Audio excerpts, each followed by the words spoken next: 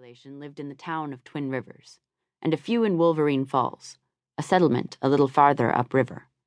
But to access the rest of the area, there was only one mode of transport: air, until snow and ice made parts accessible via snowmobile. Rosalie had told Tana that Corporal Scarrett, unbeknownst to HQ and Yellowknife, had been going quietly and progressively crazy since last winter.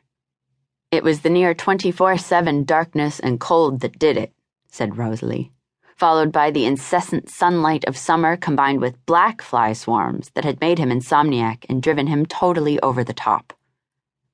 And then there was the larger-than-life lore that dogged the station commander from 3 years back.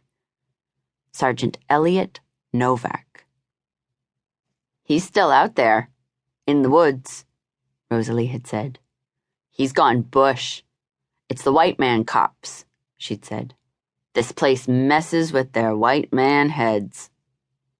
Tana, however, might stand half a chance, according to Rosalie, given that Tana had only half a white man head, her Scandinavian prospector father's half.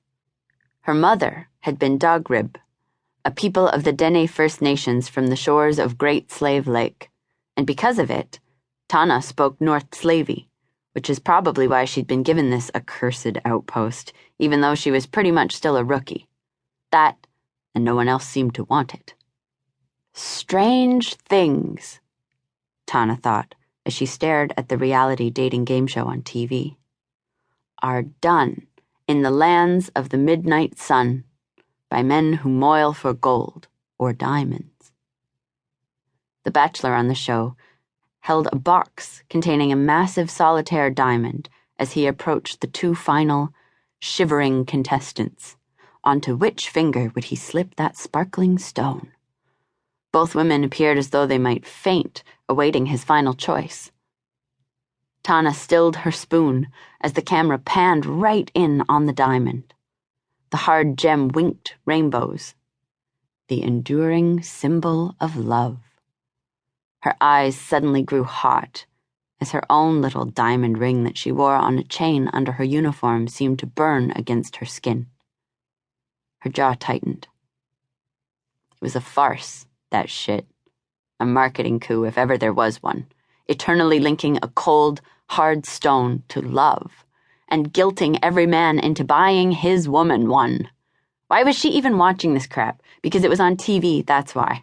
And there wasn't a remote to be found in this tiny police building apartment, and she was too exhausted to get up and change the channel manually.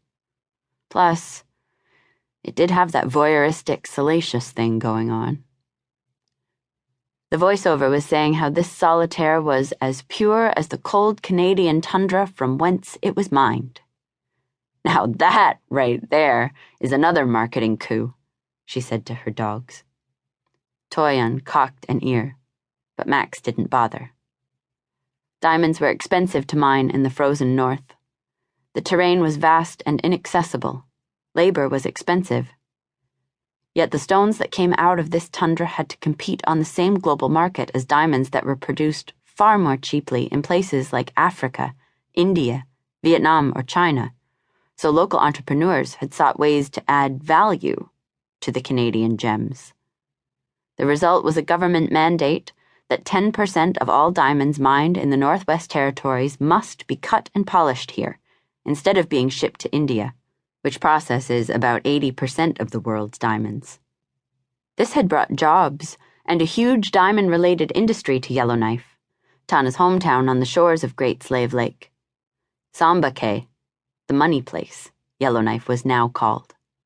And today, at the end of the small airport runway in Sambake, sat Diamond Row, a series of low buildings that housed artisans who hunkered at long benches, shaping and polishing the rough stones, putting facets on them that turned them into brilliant, sparkling gems. These folk were employed by jewelers like Tiffany and Company, and they came from around the world, places like Tanzania, Mauritius, Armenia, India. Most became Canadian citizens. And onto every gem polished locally, microscopic images such as polar bears and maple leaves were laser branded, and each of those branded diamonds was then given a serial number.